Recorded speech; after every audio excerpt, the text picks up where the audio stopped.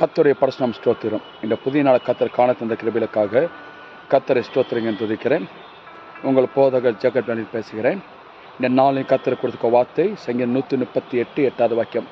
கர்த்தர் உங்களுக்காக யாவையும் அவர் செய்து முடிப்பார். கண்டிப்பாக உங்கள் வாழ்க்கையில் கண்ட துயரங்கள் பிரச்சனைகள் மற்ற நீ வாழ்ந்து கொண்டிருக்கிற தகப்பிலேயே என் வாழ்க்கையில் துயரத்தை நான் கண்டு கொண்டிருக்கிறேன், கலங்கி கொண்டிருக்கேன்னு சொல்லி கலங்கி கொண்டிருக்கலாம். உனக்கு யாவையும் அவர் செய்து முடிக்கப் போகிறார்.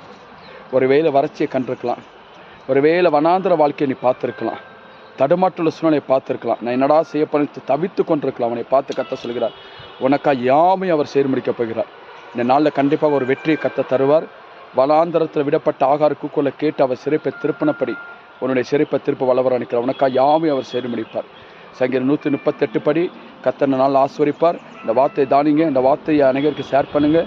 கத்தர் உங்களை ஆசிரிப்பார். தெய்வ சமாதானம் உங்களோடு இருப்பதாக. ஊழியத்துக்காக ஜெபிங்க. கத்தர் உங்களை ஆசிரிப்பார். God bless you. ஆமென்.